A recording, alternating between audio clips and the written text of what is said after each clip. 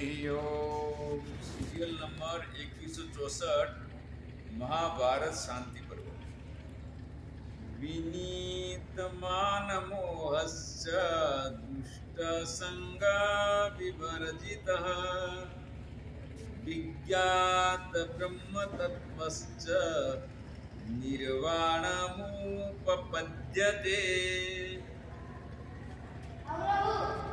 વિનીતમાન મોહશ્ચ માન મોહથી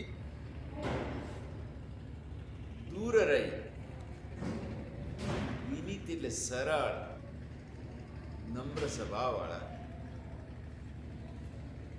સાથે સાથે દુષ્ટ લોકોના સંગથી રહી કેટલા લક્ષણો બધા કે એક તો દુર્જનોનો સંગ દૂર કરી દીધો એની સાથે એનો સંબંધ નથી વળે માન મોહથી રહિત છે અને નમ્ર અને મૃદુ જેનો સ્વભાવ છે એવા લોકો બ્રહ્મ તત્વને પ્રાપ્ત કરી શકે છે. એટલે આવા લોકો પોતાના અંતઃકરણ પોતાના શુદ્ધ સ્વરૂપને જોઈ અને બ્રાહ્મી સ્થિતિ પ્રાપ્ત કરી શકે છે. બ્રાહ્મી સ્થિતિ પ્રાપ્ત કર્યા પછી એ બ્રહ્મ નિર્વાણ મોક્ષને પ્રાપ્ત થાય છે. જે કોઈ મુક્ષુ બ્રાહ્મી સ્થિતિ પ્રાપ્ત કરવા ઈચ્છા રાખતા હોય તો આ લક્ષણોનો વિચાર કરવાનો કે મારી અંદર આ લક્ષણ કેટલા ઘટે છે કેટલા નથી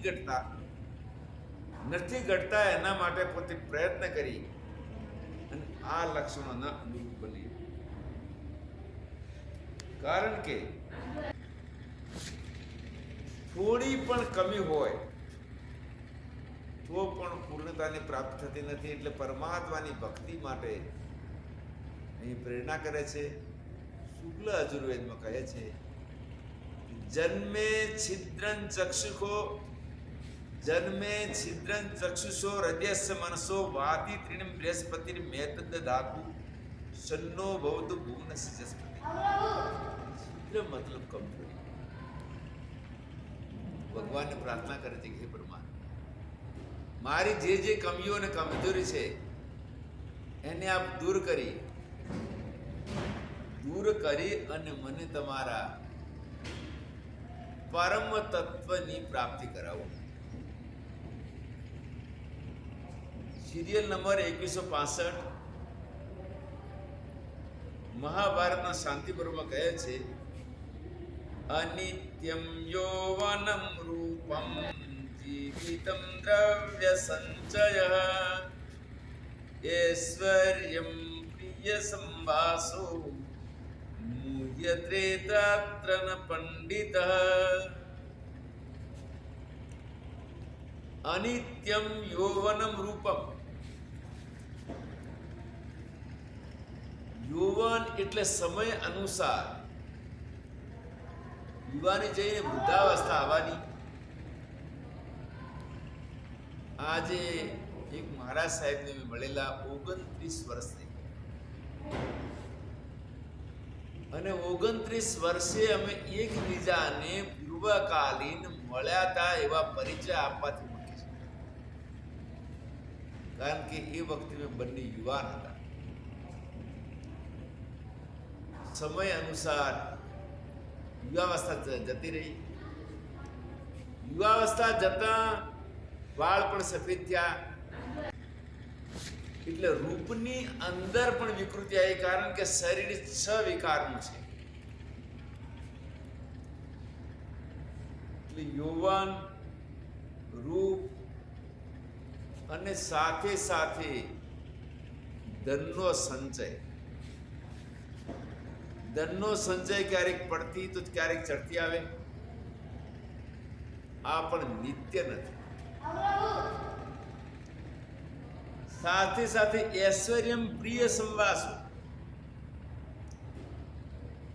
ઐશ્વર્ય એટલે કોઈ રાજસત્તા અથવા કોઈ પોતાના ધંધાની અંદર ખૂબ જ ઉત્કર્ષ કોઈ વખત પડતી. આ બધું નિત્ય નિત્ય પ્રારબ્ધ અનુસાર ચક્રવર્ત ચાલ્યા આવે છે અને પ્રારબ્ધ અનુસાર ચક્રવર્ત ચાલ્યું આવવાથી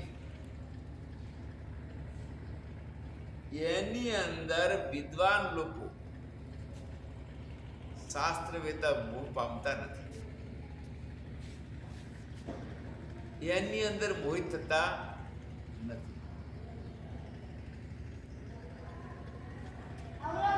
સિરિયલ નંબર 1177 માંડુક ઉપનિષદમાં કહે છે વિદ્યતે હૃદયા ગ્રંથિ યન્તે સર્વ સંશયા યન્તે ચાસ્ય કર્માણિ તસ્મિન દ્રષ્ટે પરાવરે. વિદ્યન્તે હૃદયા ગ્રંથિ, હૃદય એટલે આપણે ધબધબ કરવા વાળું જે હાર્ટ છે. અહીંયા હૃદય શબ્દનો અર્થ છે અંતઃકરણ. અંતઃકરણની અંદર જે અજ્ઞાન રૂપી ગ્રંથિ છે એ અજ્ઞાન રૂપી ગ્રંથિનું જ્યારે ભેદન થઈ જાય છે એટલે બધા જ સંશયોનું છેદન થઈ જાય છે. અજ્ઞાન દ્વારા અનેક સંશયો ઉત્પન્ન થતા હતા અને એનું ઉત્પત્તિ અને વિલય, એક ઉત્પન્ન થાય બીજો વિલય થાય, એક ઉત્પન્ન થાય એવો વિલય થાય, એ અજ્ઞાન કાળમાં થાય છે. અને જ્ઞાન દ્વારા જ્યારે એનું અજ્ઞાન દૂર થાય ત્યારે એના પોતાના બધા જ કર્મો સંચિત અને ક્રિયમાણ. સંચિત લે જેને ફળ ભોગવા તૈયાર થયા નથી, અને ક્રિયામાન એટલે વર્તમાન, કારણ કે એ પછી એનો કર્તા ભાવ જ નષ્ટ થઈ જાય છે. જ્ઞાન બ્રાહ્મી સ્થિતિમાં પોતે અસંગ અકર્તા છે. આ પ્રકારની ભાવનાથી અને પૂર્વના સંચિત હતા તે અને વર્તમાનમાં જે કર્તા ભાવથી ક્રિયમાણ કર્મ છે એ નષ્ટ થઈ જાય છે. અને એ નષ્ટ થઈ જવાથી કહ્યું છે કે તસ્મિન દ્રષ્ટે પરાવરે, આવા પરબ્રહ્મ પરમાત્મા નો અભેદ સાક્ષાત્કાર થવાય. તત્વમસી મહાવાક્યના બોધથી જ્યારે પોતાને અભેદ સાક્ષાત્કાર અહમ બ્રહ્માસ્મિ થાય છે ત્યારે આ બધું જ એનું કર્તાપણું સમાપ્ત થઈ જાય છે અને સંચિત ને ક્રિયમાણ કર્મ નષ્ટ થાય. પણ પ્રારબ્ધ જ્યાં સુધી શરીર છે ત્યાં સુધી રહે છે અને એ પ્રારબ્ધ શરીર સાથે નષ્ટ થઈ અને પછી છેલ્લે એનો કેવલ્ય મોક્ષ પ્રાપ્ત થાય છે. કઠોર ઉપનિષદની અંદર કહ્યું છે યદા સર્વે પ્રપુચ્યન્તે કામાય હૃદિ સ્થિતાઃ અથ મર્ત્યોમૃતમ ભવત્યત્ર બ્રહ્મા સમસ્નુતે. યદા સર્વે પ્રમુચ્યન્તે કામાયસ્ય હૃદિ સ્થિતા, જ્યારે પ્રાણીના હૃદયમાં વિદ્યમાન બધા જ પ્રકારની વાસનાઓ નષ્ટ થઈ જાય છે.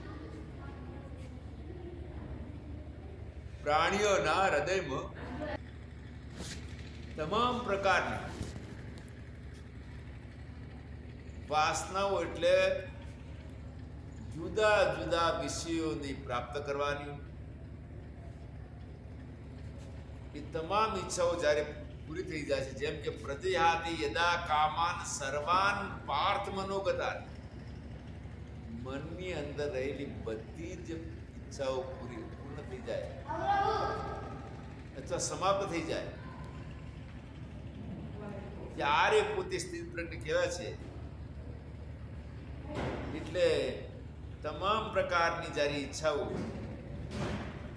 વાસનાઓ એની નષ્ટ થઈ જાય એ વખતે વ્યક્તિ અમૃતત્વ એટલે મોક્ષનો અનુભવ, અખંડ શાંતિનો અનુભવ કરે છે. જો કે પોતાનું જ્યાં સુધી પ્રારબ્ધ છે ત્યાં સુધી શરીર દ્વારા ખાન પાન, ખેર આદિ વિક્ષેપો રહે છે. વિક્ષેપ રહે છે, પણ આવરણ હટવાથી એ ખૂબ જ સારા આનંદ અને શાંતિનો અનુભવ કરે છે. અને એના દ્વારા છેલ્લે કેવલ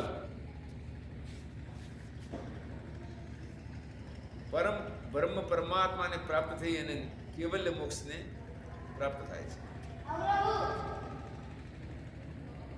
સિરિયલ નંબર 2197 યાજ્ઞવલ્ક્ય મહારાજજી કહે છે, સન્નિરુદ્ધેન્દ્રિય ગ્રામમ રાગ દેશો વિહાય ચ વયમ હિત્વા ચ ભૂતાનામ અમૃતો ભવતિ દ્વિજ. સન્નિરુદ્ધેન્દ્રિય ગ્રામમ એટલે ઇન્દ્રિયો ઉપર વિજય મેળવે એ યોગાભ્યાસની વાત કરે છે. ઇન્દ્રિયોને મન દ્વારા વિવેક બુદ્ધિથી નિગ્રહ કરી અને રાગ અને દ્વેષ બંનેથી ઉપરમ થાય છે. રાગ આસક્તિ અને દ્વેષ આ બંને બાધક બને છે. એટલા માટે સંન્યાસનું મહત્વ શું છે? રાગ અને દ્વેષથી છૂટવાનું. સંન્યાસ જીવનમાં અવકાશ છે.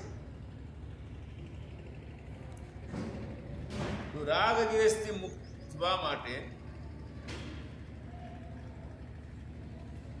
જે વ્યક્તિ પ્રથમ વિવેક બુદ્ધિથી ઇન્દ્રિયોનું નિગ્રહ કરે અને પછી પોતે ધ્યાન દ્વારા પોતાના અંતર આત્માની અંદર અંતઃકરણ પરબ્રહ્મ પરમાત્મા સ્વરૂપ સાથે અભેદની ભાવના કરે અને આવો જે વ્યક્તિ આત્મ સ્વરૂપનો અભ્યાસી છે, બધા જ ભૂત પ્રાણીઓ પોતાનો આત્મા માને છે, એને પોતાથી જુદા માનતો નથી. એટલે એનાથી ભૂતો કોઈ દિવસ એટલે બીજા પ્રાણીઓ એનાથી ભય પામતા નથી, એ પ્રાણીઓથી ભય પામતો નથી. અને આવો સ્થિત પ્રજ્ઞ વ્યક્તિ વિદે કેવલ મોક્ષને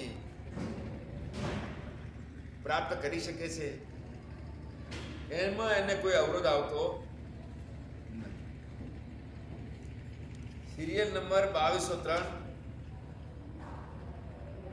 મનુસ્મૃતિમાં કહે છે, નાભિનંદેત મરણમ નાભિનંદેત જીવિતમ કાલમેવ પ્રતિક્ષેત નિર્દેશમ ભૂતકો યથા. નાભિનંદેત મરણમ, કદાચ કષ્ટ આવે ત્યારે મરણની ઈચ્છા કરે કે મોત ક્યારે આવે અને ક્યારે આ કષ્ટ, મરણની પણ ઈચ્છા ન કરે. આ મરણની ઈચ્છા જે છે કષ્ટની, એ થયો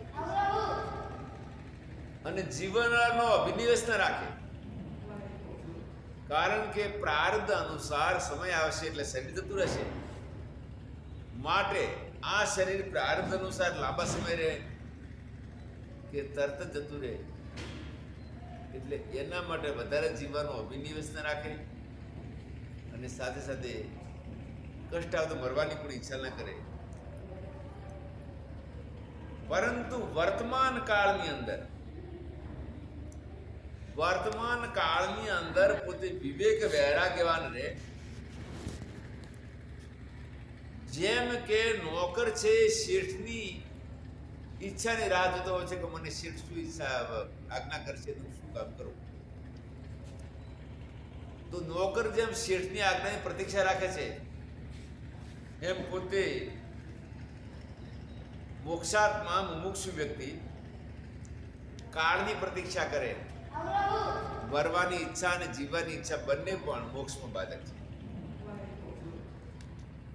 મનુસ્મૃતિના અધ્યાય 6 માં કહે છે, સિરિયલ નંબર 205, અધ્યાત્મરતિરાશીનો નિરપેક્ષો નિરામિષ આત્મનેવ સહાયેન સુખાર્થી વિચરે દિહ. આધ્યાત્મ રતિ રાશિ એટલે પોતે નિરંતર આત્મચિંતન કરતા કરતા કોઈ જ અપેક્ષા ન રાખે. આત્મચિંતન વ્યાન વ્યક્તિ અપેક્ષા રાખે તો આત્મચિંતન થઈ શકે નહીં. નિરપેક્ષ એટલે પ્રારબ્ધ અનુસાર જે પ્રાપ્ત થાય એમાં સંતોષ માની કોઈ પ્રકારની અપેક્ષા ન રાખે, ત્યારે એની અંતઃકરણમાં પોતાના સ્વરૂપનો આનંદ જે છે એ જોવાની યોગ્યતા બની છે. નિરામિષ એટલે કોઈ પણ શાકાહારી ભોજન કરે, કોઈ પણ પોતાના ભોજન માટે કોઈ પ્રાણીની હિંસા કરે નહીં અને કરાવે નહીં.